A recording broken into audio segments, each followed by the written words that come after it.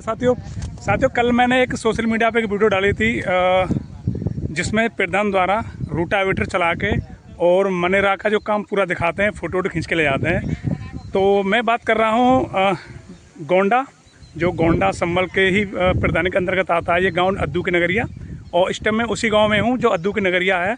यहाँ पर लोगों का आरोप था कि प्रधान जी आते हैं, एक रूटावेटर से ट्रैक्टर को चलवा के और उसे मिट्टी का काम दिखा देते हैं और फ़ोटो खींच के ले जाते हैं। तो आज मैं वो तो रियल में वहीं पे आ चुका हूँ। आप मेरे पीछे देख सकते हो, गांव वाले भी लोग खड़े हुए हैं और ये इस पर मिट्टी रूटावेटर से चली हुई है। बट एक साइड में जो धान की खेती है वहाँ से कोई मिट्टी नहीं उठी हुई है, एक दूसरा खेत है वहाँ से कोई मिट्टी नहीं उठी हुई है। तो चलिए देखते हैं आखिर सच्चाई क्या है और पूछते हैं गाँव वालों से। मैं सभी गाँव के लोग आ चुके हैं तो इनसे जानकारी करते हैं आखिर माजरा क्या है।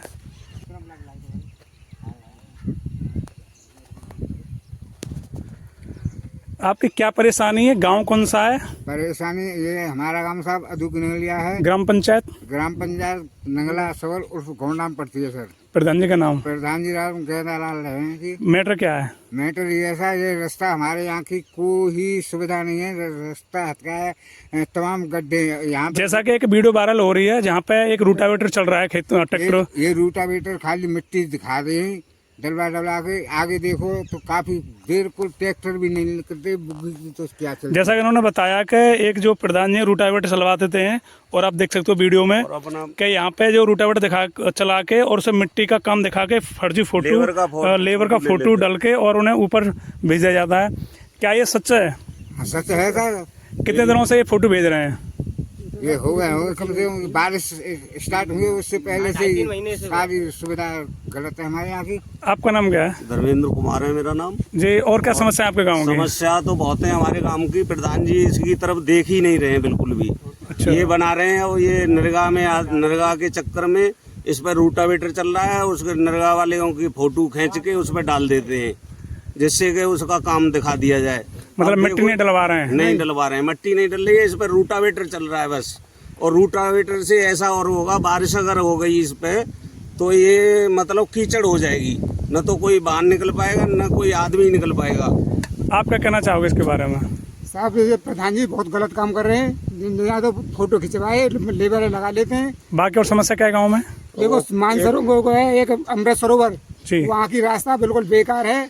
मेरा तो निकला जा रहा है और वहाँ पे न पानी जा रहा है। तो ये तो रहे थोड़ा बुजुर्ग टाइप के। चलिए कुछ युवाओं से बात करते हैं, जैसे कि भैया खड़े हुए हैं। भैया नाम क्या है आपका? नाम भैया मेरा गुड्डू है। तो आपको कैसा लग रहा है कि गांव के प्रधान अच्छा काम कर रहे हैं? ये बहुत गलत काम कर रहे हैं। यहाँ पे हमने खुद स्वयं अपने घर के आगे मिट्टी डलवाई है 1-1.5 फुट। आपका नाम क्या है? आपका नाम योगेश। कैसा कर रहे हैं प्रधान जी गाँव? बहुत गलत कर रहे हैं। तो जैसा कि गांव के प्रधान है वो गलत काम कर रहे हैं, ये युवा हैं, बुजुर्ग भी हैं, तो ये तो नहीं हो सकता है कि भाई कुछ बुजुर्ग झूठ बोल रहे हैं, युवा झूठ बोल रहे हैं। यहाँ पर सभी लोग हैं। तो चलिए ये आरोप कितना सही है कितना गलत है जानकर करेंगे थोड़ा प्रधान जी से भी, क्योंकि वो लोग क्या कहते हैं। क्योंकि गांव की पंचायत काफ़ी बड़ी है, काफ़ी गाँवों की पंचायत है। अगर देखा जाए तो बजट भी काफ़ी आता होगा, क्योंकि आने वाले समय फिर से चुनाव है।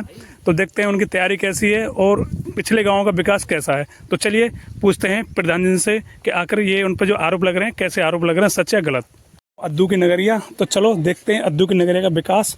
और मेरी जो ब्लॉग में ये अद्दू की नगरिया रह गई थी, तो आज मैं आखिर अद्दू की नगरिया में आ चुका हूँ। तो जैसे मैं आगे आया तो यहाँ पे देखता हूँ कि भाई यहाँ तो काफ़ी स्थिति ख़राब है और गाँव के मुकाबले, क्योंकि और गाँव में मैंने देखा है कि इंटरलॉक होने के बाद में पानी का जो निकास होता है वो पूरी तरह से बाहर होता है, लेकिन यहाँ पे वही सेम स्थिति है जो अन्य गाँवों की है।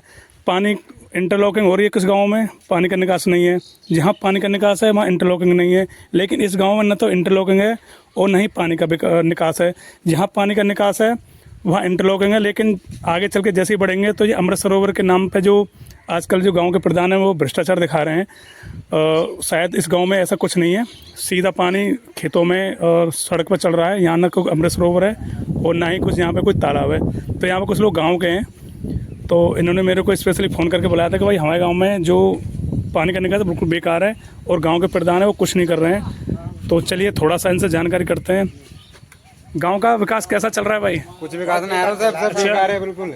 आज तुम्हारे गांव में आया हूँ मैं, तो अन्य गांवों की तुलना में वही है कि जो पानी का निकास नहीं है। अरे बहुत परेशान है, पानी निकल नहीं आ रहा है। अच्छा, बरसात में काफी दिक्कत होती होगी।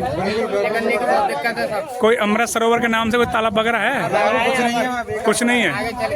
पानी चल रहा है। तो आप देख सकते हो कि जहाँ तक मैं आपको जूम करके दिखाऊंगा और पानी का बहाव उसी में है, जहाँ से फसलें भी बेकार होती हैं। तो चलिए, ये तो रहा अद्दू की नगरिया, देखते हैं आगे वीडियो में क्या होता है। हमारा हिंदुस्तान तो पहुँच गया चांद पे, लेकिन अद्दू की नगरिया के जो गलियां हैं वो अभी तक ईंटों के खरंजे पे चल रही हैं, जबकि हर गांव में ज़्यादातर इंटरलॉकिंग या आरसीसी हो चुकी है।